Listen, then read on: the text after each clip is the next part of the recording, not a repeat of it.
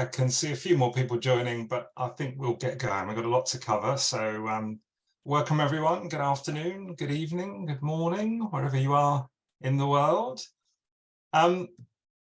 So really quickly, hello for the 5up team. My name is Duncan Barrett. I'm head of product. I'm joined today by Abby, Roberta and George, and they're going to be working behind the scenes with any questions you've got. So if you've got questions as we go, or you've got issues or anything you need some support with, then one of the team will get back to you via chat.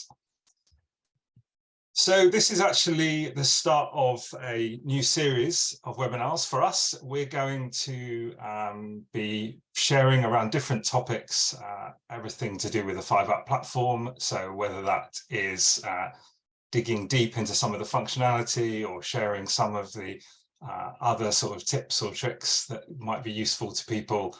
This is a series that we're going to run throughout next year as well. So keep an eye on future webinars. And in terms of how we're going to run the session today, it's mostly myself that's going to be hosting, leading through. We're going to switch between slides and some live demo of the platform we're talking about. We do have a chat facility, obviously, in Zoom, so feel free to use that. You might need to make sure that you're sending the message to everyone if it's something you think could be interesting or relevant to other people as well. And we will have some time at the end to kind of round up any of the questions that we think could be of interest to people more generally, or we haven't had a chance to answer during the session. I'm covering quite a lot of stuff, but do not fear, the recording is going to be made available. We'll send details around about how you can get hold of that as well. So let's jump straight into the session. So today, what we wanted to do in this session was really cover some of the key areas of the product. So whether that's about the people side of the product, the users and teams, or whether it's about content, how you manage content, how you get insights through reporting and analytics, or how you utilize some of the features around the learner experience and driving actions, encouraging engagement with the platform. We want to cover all of these. It's not intended to be a sort of a training session as such. Some of this, I appreciate some of you might know, but hopefully there will be something for everyone in here in terms of maybe some of the functionality or configuration that you're not so familiar with. But this is intended to be aimed at people who maybe are less familiar with the 5up platform, perhaps new in role or new to the 5up platform. So we will cover a little bit of the kind of fundamentals as well as we go along. So let's jump in. First of all, let's talk about users and teams, the kind of people side. So really, when we talk about how we manage users and how we simplify some of the administration to do with users, I'm going to switch here to our kind of demo hub that we've got set up here into the user section. Now, hopefully everyone's familiar with how you might add users into the system manually. So really what I want to focus on here is around how you might do that in bulk. So if you've got a number of users, how you might manage those, as one sort of job, if you like. So you'll see here that as well as the option to add users individually one by one, I've got an option here to import users from a CSV file. So this is how you might do this in bulk. Now, if you don't see that option in your particular hub, it is likely to do with settings. So a lot of what I'm going to talk about today will reference back to settings. So in the user import area of settings, I've got this setting enabled here to allow manual user import, and that is what controls what you see here. So once you have that setting enabled, and I'll come back to settings and who can change settings in a short while, but once you've got that setting enabled, it allows you to upload a CSV file of information about the people. Now, if you're doing this for the first time, then actually you might want to start with a blank template, for example. But for most of you who have obviously already got a hub up and running, it might make more sense to actually download all of the users that you've got in the system in the template ready for you to make changes. So whether that's changes to the existing people or whether it's adding more people, it would allow you to edit that file, obviously, and to upload that file again. Now, if you have a file of information about your people already from another system, an HR system, for example, and it's in a completely different format, doesn't follow the same column headings, then do not fear, get in touch. It is something that we can help you with in terms of supporting that template as well. Obviously, it's quicker and easier if you can use the templates that are already in the system and the format that's already in the system. But if you need us to work with a different format, that is also fine. And then lastly, if you really want to take this to the next level and automate it, so it's, automate the process of getting it from one system to another system, that is also something we can help with. So do let your kind of point of contact know if that is something that you would like to explore, and we can certainly have those conversations with you. One last thing, just around not so much user import, but just the managing of users, particularly around deleting users. So actually, if you delete a person, so we take Abby's example here, and we add Abby again in the future, or add someone with the abby@5app.com email address. The email address is used to match to the previous record, so it would reactivate that user. So in this case, everything to do with kind of Abby's history would be retrieved if you add another user, abby@5app.com. So that is how the system is designed. So if that is something that you anticipate might cause some problems, or you've seen that problem, then obviously get in touch and we can talk about that. So when we talk about individuals, individual people, so whether this is through bulk upload or whether it's through manual upload, most of you will be familiar with, of course, the kind of standard information we have, the email address, the name, employee ID, that kind of thing. But what I want to draw your attention to is that if we have no users selected, we have this option here to define some custom fields. So custom fields can be useful in terms of reporting. So it's this kind of information that can be fed through into the reports, for example. So that's the primary use for using a custom field. So anything that you want to store in the 5app platform that might be useful in a report could be a custom field. Slightly different to Teams, which we'll cover in some detail in a second. So there's two sorts of custom field, and actually we can see an example of both here. So the first one, this is designed to be a field that is not editable by the end user. This is something that either the administrator through this interface or through a bulk upload of user data, this information can be populated. But this one here actually is designed to be editable by a user. It's not something that's mandatory, but it is something that, for example, if we switch the view and we look at a user's profile, you can see that that field in this demo environment has been populated here, and I can go in and edit it. It's not required, but it's completely editable by me. So again, custom fields could be useful depending on what you are trying to do.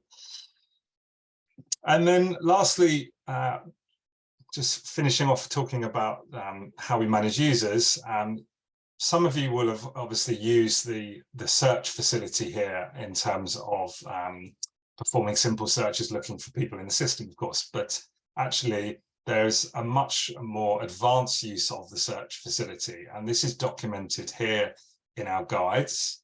We'll provide the details on how you can get hold of this at the end of the webinar, but if we look here for searching dashboard, there's a lot of information here about different techniques. Can be a bit technical, but really what you're looking for is some really simple examples that could be useful for you. So one that I'm going to share for everyone that could be useful is if we look for, we do a search for people whose role is the site owner. So that's important because only site owners can change the settings. So as an administrator, you might be able to see settings but not change them. But site owners can actually edit the settings. So it's useful to know, if you don't already, who in your team is actually a site owner. And another one that's kind of quite useful, or could be useful for you, is a search for anyone who is inactive. So anyone who has not logged into the system previously. So here's a quick list of everyone who's not active in this this demo hub. And lastly, for anyone who hasn't seen this before, it is possible then to download the results of that search into a CSV file. So you can maybe have a look in Excel or another spreadsheet tool about that data kind of separately. So that's all the stuff that I wanted to cover around managing users. The next thing I wanted to touch on was roles and permissions. So, you know, everything to do with who can see what in the system. So something that we added not so long ago now, but was the ability to create your own administration roles in the system. So, you know, every hub by default has the concept of a member, an end user, a learner, you know, someone who doesn't have any administration access, the owners, we just talked about it, and the administrator as well. But you are also able to add your own roles. So you can see here, we've added the role of contributor, and it's as simple as giving the role a name and then deciding what that role should have permission for. So you can see that this corresponds roughly with what's on the left-hand side. They've been grouped where it kind of logical to group them, but really this is to do with, you know, how do you want to restrict what someone is able to do in this administration interface. So you can see here the contributor is restricted to only be able to see the asset library, playlists and topics, so they wouldn't see the other functionality. And also, while we're talking about permissions, also going to touch on team manager. So team manager, hopefully everyone is aware, is an optional role. We can add, for example, to any team a manager from the system. Again, this can be automated in terms of the bulk uploads, but it is something that allows us to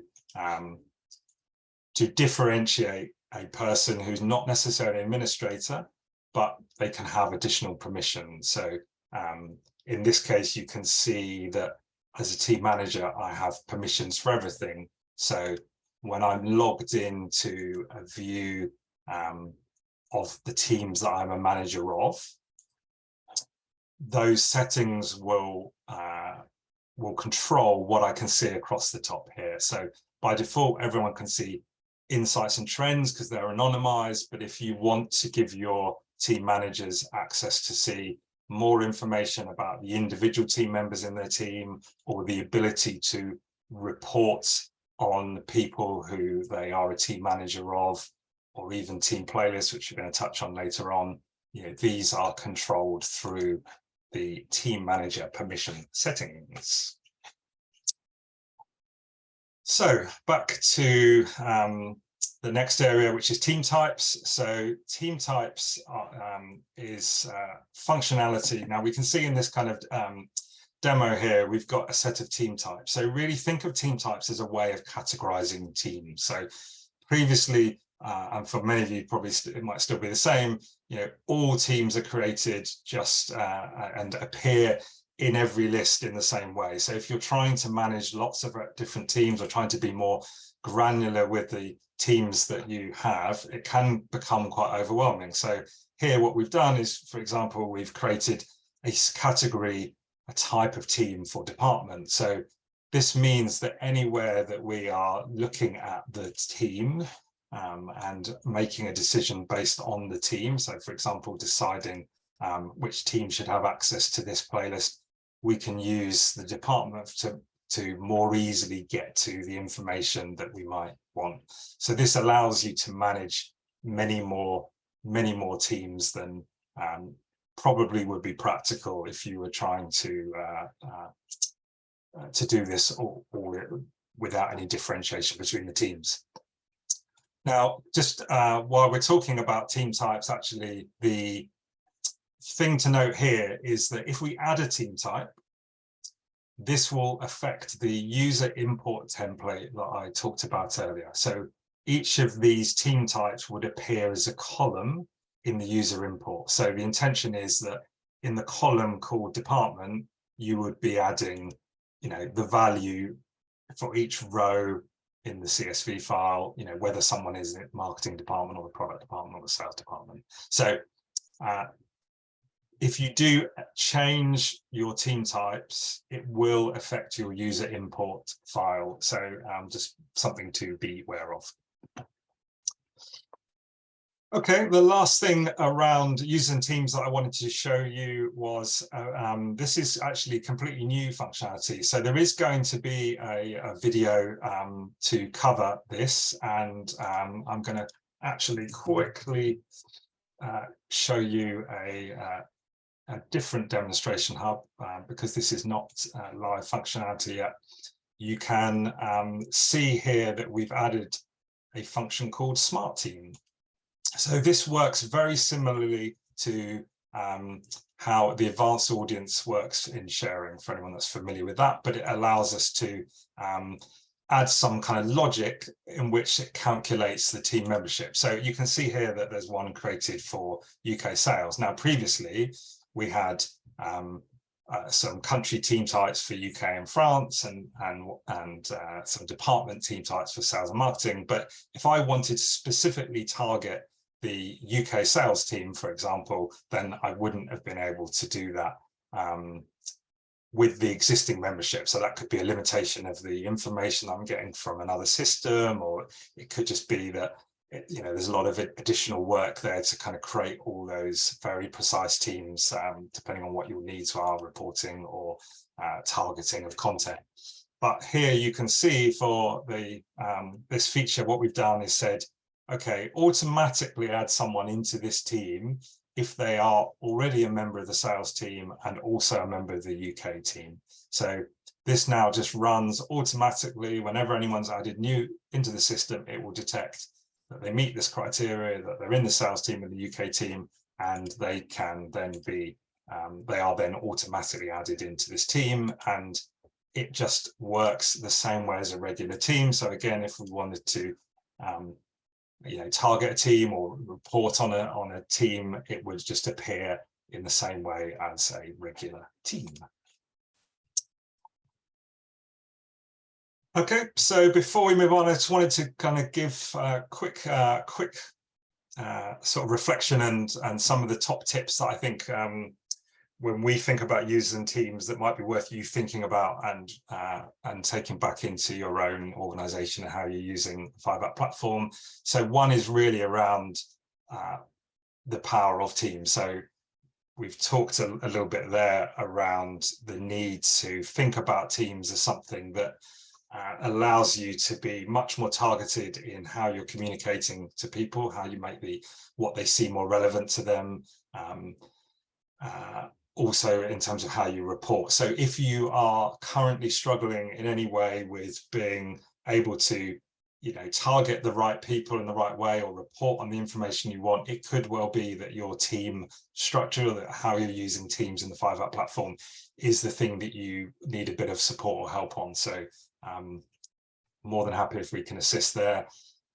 If you're spending a lot of time managing people, managing users or putting users into teams, and you're not currently importing, then actually using the import feature is going to be a time saver for you. Even if you're still doing that ad hoc and you're uploading it manually, but ultimately if you really want to save the time, then automating that could be something worth exploring as well. And I touched on a couple of examples earlier, but really depending on what you're trying to do, there is a lot of functionality around the admin searching that maybe you're not aware of, that maybe will help you get to some of the information that you want. So we'll probably touch on some of that in other contexts in this webinar as well. Okay, so next area is around the content side of things, assets, playlists, and teams. So what I'm going to do here is switch back to the hub and talk a little bit around assets first of all. So we go to the kind of asset library. Something that you may be familiar with already, but when you add an asset into the system, we will obviously assign it a type. And you see from the little icon, we've got different types of assets here. But it's worth noting that you can change the type of asset. So there is some defaults that are set up. So for example, if it's a PowerPoint file, it will automatically make it a presentation type. If it's a video file, it will almost automatically make it a video file type, but you can change them here. So this list is a standard list across all hubs. If you've got a suggestion, something that maybe you'd like to see that isn't here in the list, that helps you kind of better articulate what the content is all about, then do let us know. But the intention here is that you can use this to maybe better, if this PDF file is an activity, that might be a better way of helping the end user understand what the content is all about. For web links, and keep in mind that a web link could be any other internal system, any other third-party platform, as well as obviously website content. We do have a couple of places that we're a bit sort of smarter, shall we say, on, in terms of if the links are YouTube or Vimeo links, then they will automatically be identified as a video.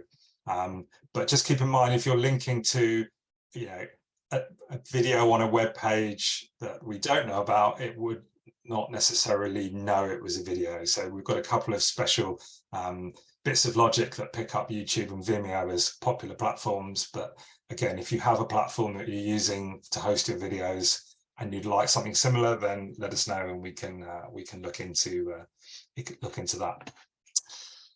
And then recent functionality, and we have got a video available here to support this. I'm not going to go into too much detail here and now, but we added some functionality to allow you to control whether this content, whether this asset should be manually marked as done, which was the previous behavior, or used some system logic to automatically mark as done. So very broadly, the system logic, for example, in the case of video, is looking for how much of the video has been watched.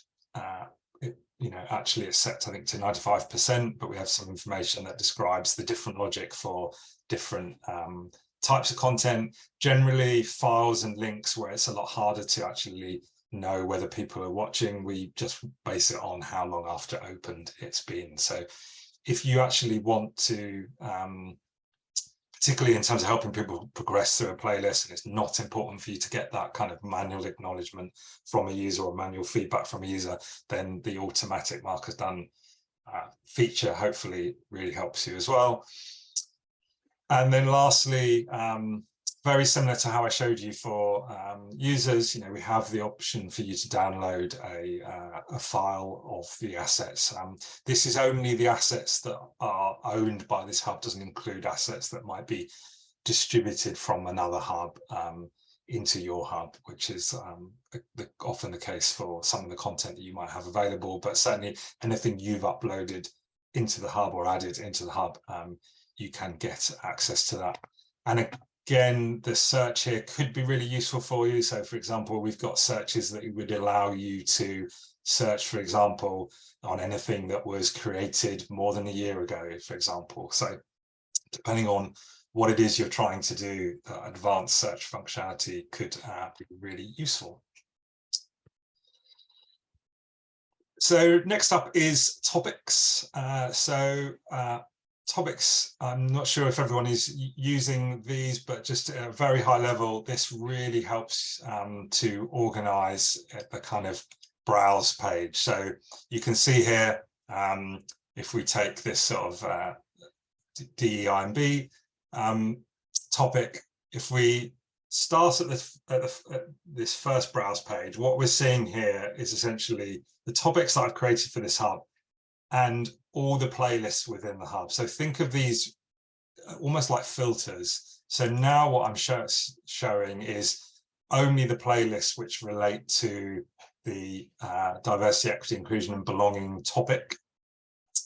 And if I choose the next level of topic down, a subtopic as we call it, the calendar subtopic, now I'm only seeing the playlists that belong to that subtopic. I'm not seeing anything else. So it really is a way of sort of filtering the content.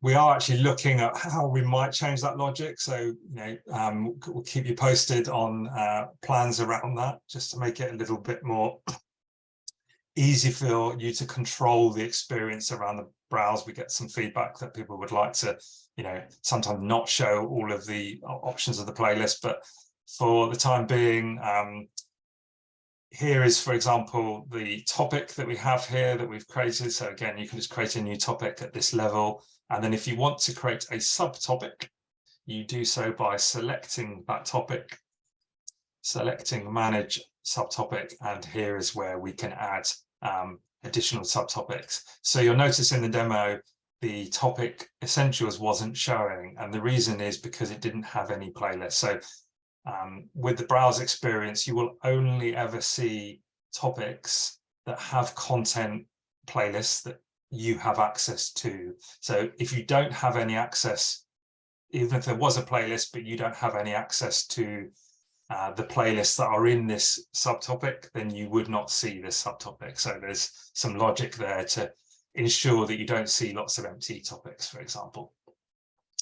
And then one final thing just that's related to topics is the order of the playlists on the page is actually controlled from this view.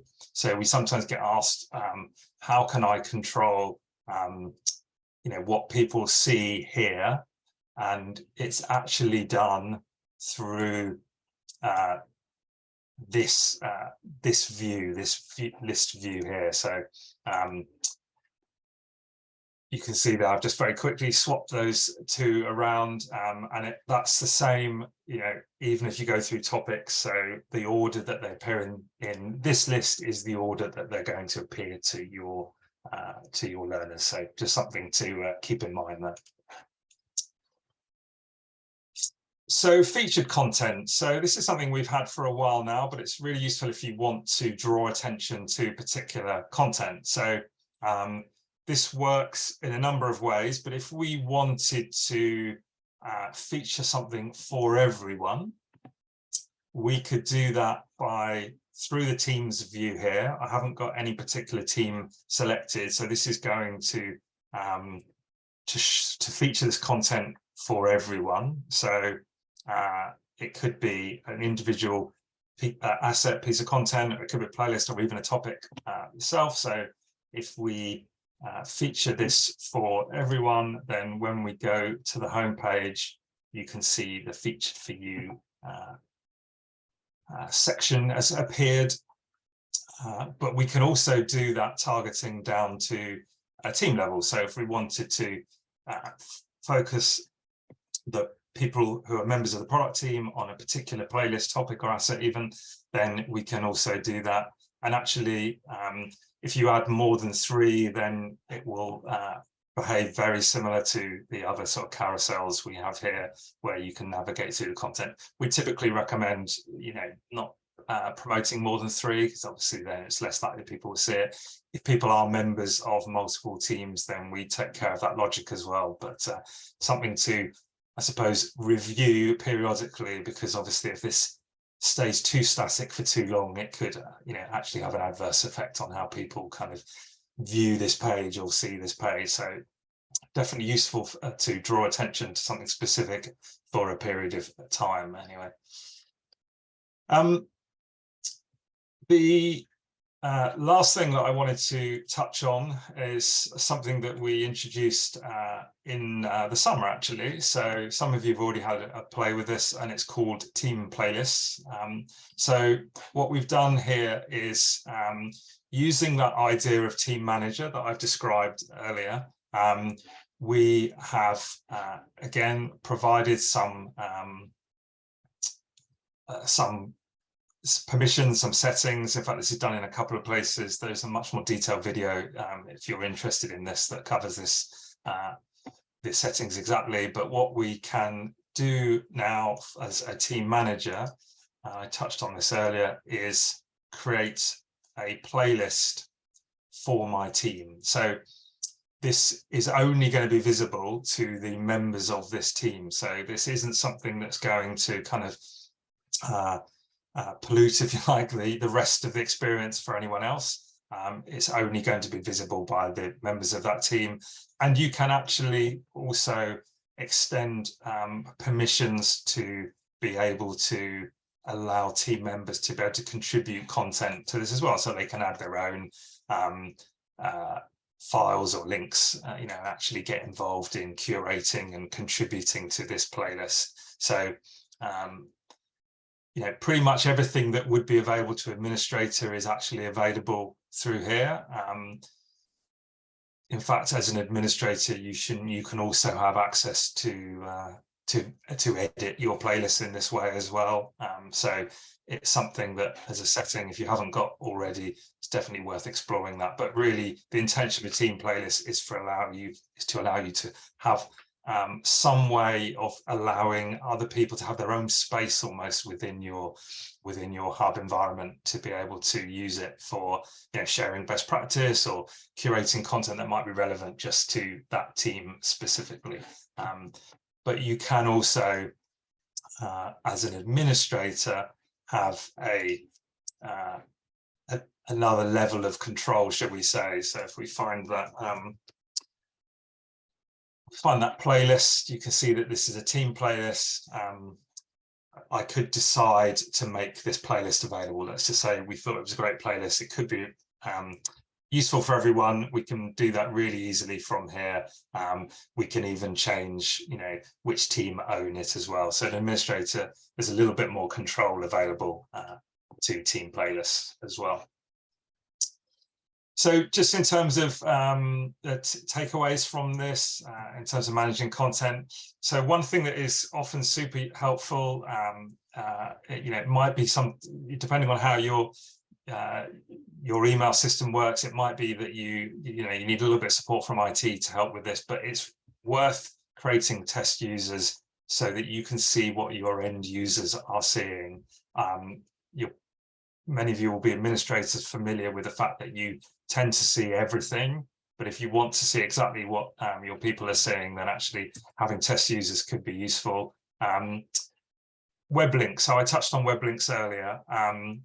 It's something actually I think we're probably going to do a support article around this more specifically, but it's worth, when you're adding links to your hub, to test them at that point, to the point that you're adding them. So not all web links are intended to be linked from within another platform. So actually the website that you're linking to can actually take steps to block that from happening. So it's unfortunately not something we can easily control.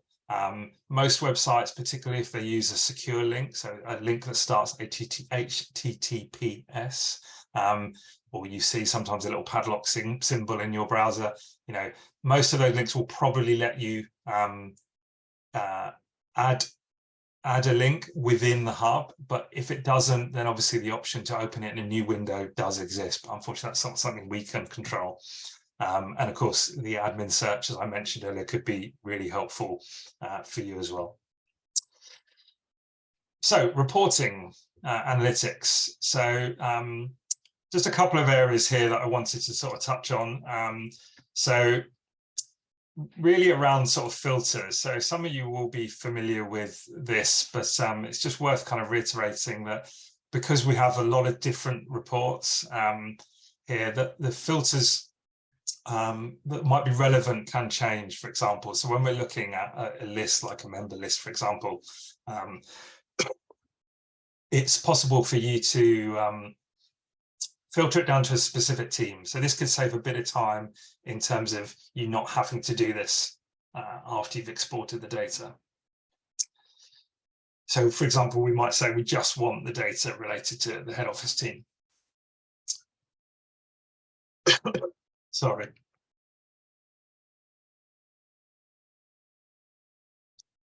I knew I was going to be doing a lot of talking, but sorry, it's just starting to go. The other thing you might want to do is include deleted members, so people who are no longer active in the system or have been deleted from the system, you might want to include those as well. So playlist status, a different type of report. So here the filter that might be relevant to you, as well as obviously a particular playlist, so maybe you only care about a particular playlist or number of playlists. This filter here, members filter, allows you to decide whether you want to report on only people that have interacted with the playlist, open the playlist, people that have either opened the playlist or had the playlist shared with them, or anyone that has access to the playlist. So, whether it's been like proactively pushed to them or not, you might want to report on any of those. So actually understanding the difference between those three is quite useful depending on what it is you're actually trying to report on. And this is actually something we're going to add to the asset status report as well. And then lastly, when we look at other sorts of reporting, obviously the time frame might be relevant. So by default, anything with a time frame tends to default to the previous month. Obviously, you can change that to any period of time.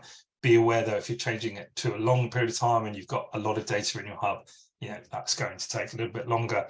And particularly in the case of the Excel document, it might be that you've got more data than Excel can actually handle. So just be mindful of that. So contextual insights. I suppose really what I wanted to draw attention to here, and it's something that you may well be familiar with, but depending on what it is you're trying to find out, if it's just a quick bit of quick insight, there may be other ways to do it that don't require you to run a report, download the data and open it in a tool like Excel, for example. So this is true in a lot of different places within the 5-App platform, but if we take an example like playlist, for example, we can see that there are some, under this analytics tab, there's some quick data that might be all that you need just to get a general sense for what's going on, right down to, understanding who's interacted with it, whether those people have interacted in the last 30 days or not, which is kind of what the definition of inactive is here, or even, which assets within that playlist have been the most popular. So there's a few of these kind of sprinkled around the 5-App platform, so you might find that is useful. And similarly, if you're in a playlist and you want to get very quick understanding of how that playlist has been performing, obviously as an administrator you might see actually this is a team playlist, so that's why we're only seeing one playlist. But if we looked at another example that was maybe available to everyone, then here you might be able to have access to different team breakdowns as well, or get an overview of how it's being interacted by anyone in the system, depending on what you've got permission to report on. So could be really quite useful there. And the last thing that I really wanted to talk on, and we touched on it a little bit earlier, was around team managers. So team manager configuration, one of the things you can configure is the ability to or the level of granularity, let's call it, of reporting for a team manager. So whether you can actually report on individuals and whether you can actually run the reports. But obviously what that provides you is a really nice way of allowing team managers to be able to run some of their own data. So rather than come here, wrong option. If I get a view of the specific teams that I am a manager of,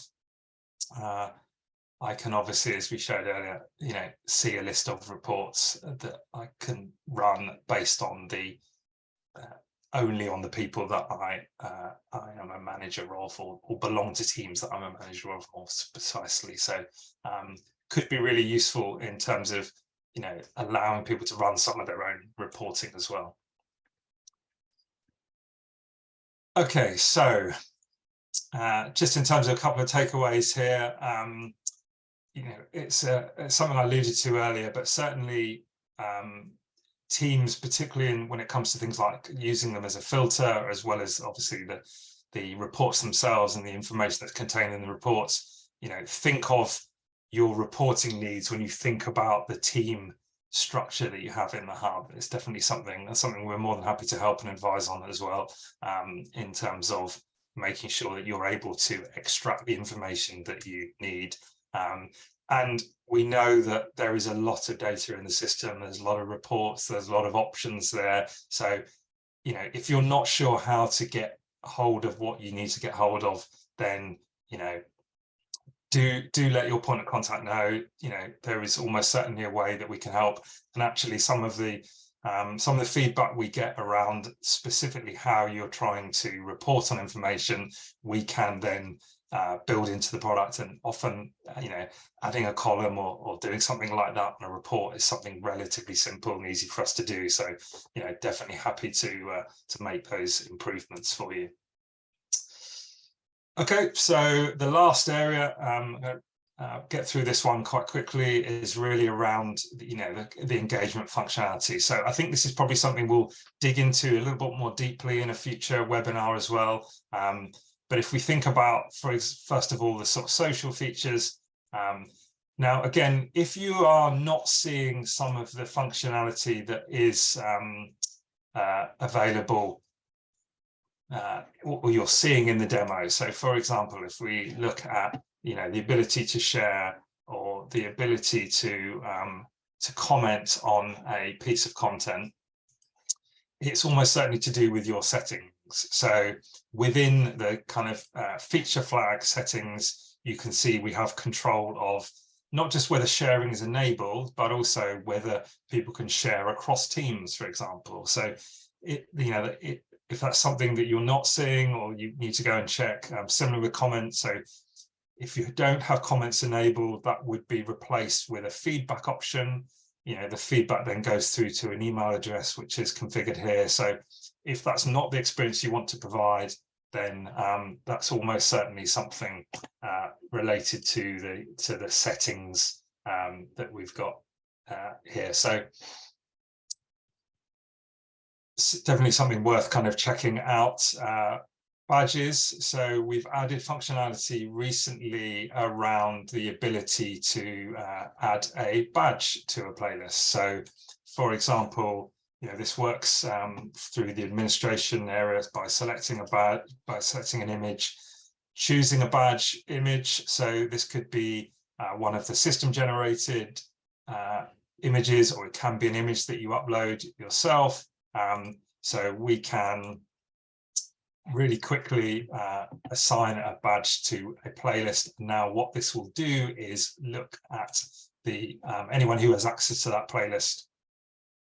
And for example, if we go to our profile page, we can see both the badges that I have completed. So a badge is unlocked when the playlist it relates to is completed, and you can see here some badges that I've yet to complete, so they're unlocked. So if you don't see the badges option, again, that is almost certainly a setting.